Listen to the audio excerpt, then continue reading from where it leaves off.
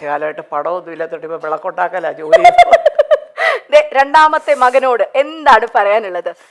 അയ്യോ, എൻ്റെ പൊന്നു മോനാണ് അവൻ. അമ്മയ്ക്ക് സങ്കടം വന്നാൽ ഒപ്പം സങ്കടം വരുന്ന ഭയങ്കര തന്നേടിയാണെന്ന് നിങ്ങളൊക്കെ ധരിക്കുന്ന ആള്. പക്ഷേ പാവമാണവൻ, ലോലഹൃദയനാണ്, അമ്മയുടെ ചക്കരക്കുട്ടനാണ്. എനിക്ക് ഒന്നേ പറയാനുള്ള മോനെ, ഇങ്ങനെ തന്നെ സത്യസന്ധമായിട്ട് കഷ്ടപ്പെടാനും സത്യം മാത്രം തുറന്നു പറഞ്ഞ് അച്ഛൻ പറഞ്ഞിരിക്കുന്ന പോലെ ഇതുപോലെ മുന്നോട്ട് പോകുക. നമുക്ക് ജനങ്ങൾ കൂടെ ഉണ്ടാവും, ഈശ്വരൻ കൂടെ ഉണ്ടാവും. കൈയടി കൊടുക്കാം, വലിയൊരു കൈയടി. സൂപ്പർ. ഇനി അടുത്ത പിക്ചർ ആരുടെയാന്ന് നമുക്ക് നോക്കാം. ഇന്ദ്രജിത്ത്, ആദ്യത്തെ മകൻ മല്ലിക ആന്റിന്റെ. അതെ, ഇന്ദ്രന് ഈ പറഞ്ഞിട്ടുണ്ട്. ഞങ്ങളുടെ ആദ്യത്തെ മകൻ എന്നുള്ളൊരു പരിഗണന ഒരു 3-3.5 വയസ്സ് വരെ കൊടുത്തു, പിന്നെയും കൊടുത്തു. പക്ഷെ അവൻ സമ്മതിക്കുന്നില്ല, അവന് പൃഥ്വിരാജ് മതി. അയ്യോ പാവം, അയ്യോ പാവം എന്ന് പറഞ്ഞ് ഇവർ തമ്മിലാണ് വലിയ കമ്പനി. ഞാനുമായിട്ട് പറയാത്ത പല കാര്യങ്ങളും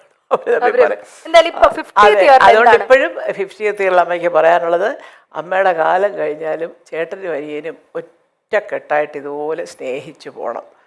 മോന് രാജുവുണ്ട്, രാജുവിന് ഇന്ദ്രേട്ടനും ഉണ്ട്. ഇനി അടുത്ത പിക്ചർ മല്ലിക ആന്റി തന്നെയാണ്. സുപ്രിയ. അയ്യോ, നല്ലത് പറഞ്ഞില്ലേ, മിക്കവാറും തല്ല് കിട്ടും എനിക്ക് അല്ലേ? അതില്ല കേട്ടോ. അയ്യോ, ഇതുപോലെ ഒരു പെൺകുട്ടി വന്നില്ലായിരുന്നെങ്കിൽ രാജു എന്തൊരു സ്മാർട്ടാണെന്നറിയാം. കാരണം വേറെ കൊണ്ടല്ല, കുഞ്ഞിൻ്റെ പഠിത്ത കാര്യമാവട്ടെ, പ്രൊഡക്ഷൻ ആവട്ടെ, ഡിസ്ട്രിബ്യൂഷൻ ആവട്ടെ എന്ന് വേണ്ട. ഓഫ് കോഴ്സ് രാജു അതിൻ്റെയൊക്കെ ചെയ്യുന്നുണ്ടെങ്കിലും രാജുവിന് സമയം തികയുന്നില്ല. അയ്യോ, അതെന്റെ മോൻ തന്നെ. അത് ശരി, ആരാ സ്മാർട്ട്? എന്റെ മോൻ സ്മാർട്ടാ, അതാ കൂടെ വന്നത് ഭാര്യയായിട്ട്. അയ്യോ, അതാ ഞാൻ സത്യം. She is very smart. എല്ലാ കാര്യങ്ങളും ഒറ്റയ്ക്ക് മാനേജ് ചെയ്യാൻ മിടിക്കുക ആണ്. പക്ഷെ ഒരു കാര്യം പറഞ്ഞേ, സുപ്രിയ ഭയങ്കര പൊസസീവ് ആണെന്ന്. അതെ, എന്ത് അങ്ങനെ എങ്ങനെയാ തോന്നിയത് മല്ലിക? അങ്ങനെയല്ല, നമുക്കറിയാമല്ലോ. അപ്പോൾ ഞാൻ, എൻ്റെ ഭർത്താവ്, എൻ്റെ കുഞ്ഞ് എന്നൊക്കെ പറയുന്നത് അദ്ദേഹത്തിൻ്റെ ഒരു സാമ്രാജ്യമോ. അവിടെ കടന്നു കയറി ആക്രമിക്കാനൊന്നും ആരെയും സമ്മതിക്കുന്നില്ല. അത് എൻ്റെ സ്വഭാവമാണ്. എന്താ അമ്മയ്ക്ക് ഞങ്ങളുടെ കൂടെ വന്നത്? വേണ്ട, എനിക്കിതാ ഇഷ്ടം. എല്ലാ 2 മക്കളും കൂടെ വിളിക്കും, വാമ്മേ വാമ്മേ വാമ്മേ. ഞാൻ പറയടാ, രാവിലെയൊക്കെ രാത്രിയിലൊക്കെ നിങ്ങൾ ബർഗറും കുന്തവും കുടച്ചൊക്കെ വാങ്ങിച്ച് തിന്നുമ്പോൾ 2 ദോശ ഇട്ട് അരിവോ അത് ഞാൻ ചോദിക്കാൻ നിൽക്കണ്ടേ? വേണ്ട, ഞാൻ എൻ്റെ ജോലിക്കാരും ഒക്കെ ആയിട്ട് എല്ലാവരും എനിക്കുണ്ട് അതിൻ്റെ സെറ്റപ്പുകളൊക്കെ. അതാണ് സന്തോഷം. നിങ്ങൾക്ക് എപ്പോൾ അമ്മ ഉണ്ടാക്കുന്ന ആഹാരമാണോ അപ്പോൾ ഇങ്ങോട്ട് പോര്.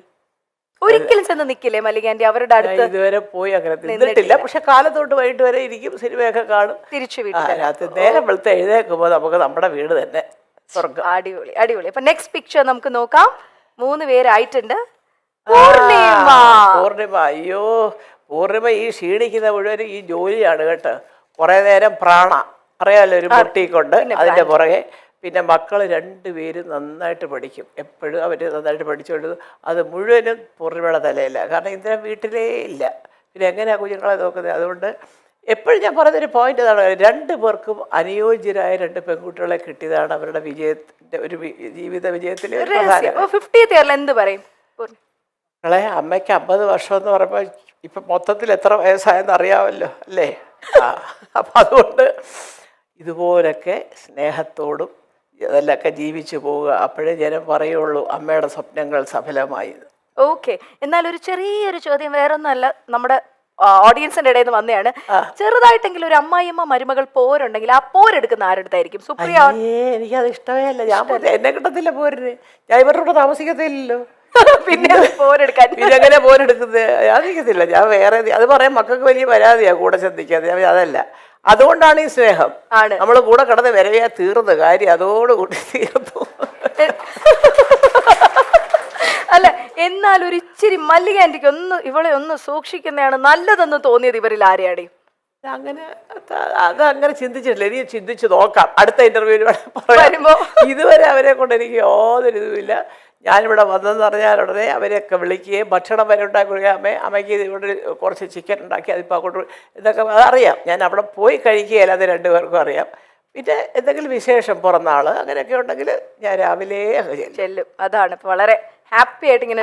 അതുകൊണ്ടാണ് ഈ ഹാപ്പി ആയിട്ട് പോകുന്നത്. മോളെ സത്യം പറയാൻ പറ്റുന്നറിയോ, ചില അമ്മമാർക്കുണ്ടല്ലോ അവിടെ ചെന്നിരിക്കുമ്പോഴത്തേക്ക് ചിലപ്പോൾ ഒരു പക്ഷേ നമ്മുടെ മോനോട് കുറച്ച് കൂടുതലാണ്. ഞാനിവിടെ ഇരുന്നിട്ട് അവർക്ക് മൈൻഡില്ല, എൻ്റെ മോനെ വിളിച്ചോണ്ട് അങ്ങ് പോയി എന്നൊക്കെ ചിന്തിക്കുന്നവരോട്ട്. അല്ലല്ല, എന്നാൽ ഈ അമ്മമാർക്കൊരു ആൺമക്കളോട് ഒരു പ്രത്യേക ഒരു ഇഷ്ടം? അല്ല, അത് പലർക്കും ഉണ്ട്. പൊസസീവ്നെസ് കൂടുതല അമ്മമാർക്ക് ആൺപിള്ളേരോട്. പക്ഷെ ഞാൻ പറയുന്നത് നമ്മൾ ചിന്തിക്കേണ്ടതേ, നമ്മളാണ് ആ സ്ഥാനത്തെങ്കിലും നമുക്കൊരു ജീവിതം വേണ്ടേ. ഞാൻ, എൻ്റെ ഭർത്താവ്, എൻ്റെ കുഞ്ഞ്, അതിനകത്ത് ഒരുപാട്. പക്ഷെ തെറ്റ് കണ്ടാൽ പറയണം, അത് കാണിച്ചത് ശരിയായില്ല എൻ്റെ മോനെ എന്ന് പറയാം. അത് ഇഷ്ടപ്പെട്ടാലും ഇഷ്ടപ്പെട്ടില്ലെങ്കിലും പറയാം. ചുമ്മാ എന്തിനാ? അതാണ് മോളെ വിളിച്ചോണ്ടൊരു സിനിമയ്ക്ക് പോയാൽ എന്നാലും അവൻ എന്നെ വിളിച്ചില്ലല്ലോ എന്ന് പറയുന്ന അമ്മമാരെ ഞാൻ കണ്ടിട്ടുണ്ട്. ഇവർക്ക് പോയി ഒരു സിനിമ കണ്ടൂടെ? അവരുടെ കീഴിൽ തന്നെ രണ്ടുപേരുടെ നടക്കുന്നതേ കാണാവോ? അല്ല, അതൊക്കെ ശരിയല്ല. അത് അങ്ങനൊന്നും അമ്മായിയമ്മമാരും വിചാരിക്കരുത്. പൂർണ്ണിമേശീനെ ഞങ്ങൾ വിളിച്ചപ്പോൾ ഞങ്ങളോട് പറഞ്ഞ മല്ലികാൻറ്റി ആണെങ്കിൽ ടേക്ക് കെയർ ചെയ്ത് നോക്കിക്കൊള്ളാം എന്നാ പറഞ്ഞത്. അപ്പൊ അത്രയും വിലവടാണ്. ഇനി അടുത്ത പിക്ചർ തുറക്കാൻ പോകുന്നു. 50th ഇയറിൽ എന്താണ് പറയാ? ഇതാണ് അച്ഛമ്മയുടെ ഒരു പൊന്നുമോൾ. അവള് എല്ലാം ഉപദേശിക്കും എൻ്റെ മോനെയും ഒക്കെ.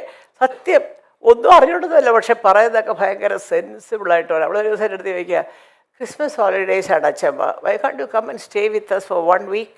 ഞാൻ അല്ല മോളെ, ഇത് 4 വീടിന് അപ്പുറത്തല്ലേ എൻ്റെ പൊന്നുമോള് താമസിക്കുന്നത്. മക്കൾ ഇഞ്ഞ് പോയി സ്കൂൾ അടയ്ക്കുമ്പോൾ. അപ്പം ഞാൻ എന്നിട്ട് പറയടാ, ഇത്രയും കാലമായി, ഒരാഴ്ച അവധിയുണ്ട്, ഇഞ്ഞ് പോരമ്മേന്ന് നിങ്ങൾ വിളിച്ചിട്ടുണ്ടോ? കണ്ടോ? അവ പറഞ്ഞു, ശരി ഞങ്ങൾ വിളിച്ച അമ്മ വരുമോ? ഞാൻ എന്നാലും അത് അവൾ ആരും പറഞ്ഞു കൊടുക്കാതെ ഇപ്പം തന്നെ വന്നപ്പോഴത്തേക്ക് എന്തെങ്കിലും രാജു ചുമ്മാ. അപ്പം പണ്ട് ഇതുപോലെ രാജു കയറി വരുമ്പം ഇങ്ങനെ അമ്മ എന്നെ വഴക്ക് പറയും, ഡാഡാ എന്നെ വഴക്ക് പറയൂ എന്നൊക്കെ പറയുമ്പോൾ ഞാൻ ചുമ്മാ എങ്കിലും രാജുവിനൊക്കെ എന്തിനാടാ കുഞ്ഞിനെ വഴക്ക് പോയ. അപ്പോൾ അവൻ ചുമ്മാതാവേ ഞാൻ ഒന്ന് പറഞ്ഞതെന്ന് പറയും. പിന്നെ അവൾ വരുമ്പോൾ എങ്ങനെ അറിയാം, കഥ കേട്ട് കയറുമ്പോൾ ഡാഡാ എന്നെ വഴക്ക് പറഞ്ഞു ചുമ്മാതാ. അപ്പം അവിടെ ധാരണ ഒരടിയെങ്കിലും കൊടുക്കണമെങ്കിൽ അച്ഛമ്മയുടെ ഒരു സഹായം വേണം. അല്ല, അപ്പൊ എന്ത് പറയാ അലങ്കൃതയോട് എന്ത് പറയും? അലങ്കൃത അച്ഛമ്മയുടെ തക്കുടുവാണ്. I know that she is a very intelligent girl. Keep going മക്കളെ, മിടുമിടുക്കിയായിട്ട് വരും എൻ്റെ മോള്. അത് അച്ഛമ്മയ്ക്ക് അറിയാം. അപ്പൂപ്പൻ്റെ എഴുത്തും വായനയുണ്ട്, അച്ഛൻ്റെ മിടുക്കുണ്ട്, അമ്മയുടെ മിടുക്കുണ്ട്, എല്ലാം കൂടെ ഒരു കോമ്പിനേഷനാണ് അലങ്കൃത പൃഥ്വിരാജ്. അപ്പം അതുകൊണ്ട് എല്ലാ അനുഗ്രഹങ്ങളും അതേ ഉള്ളൂ പറയാൻ. കൂടുതൽ എന്താ പറയാനാ? 8 വയസ്സാവാൻ പോകുന്ന കുഞ്ഞിനോട്. ഇനി ഒരു പിക്ചറും കൂടെ ഉള്ളൂ. എന്താണെന്ന് നോക്കാം.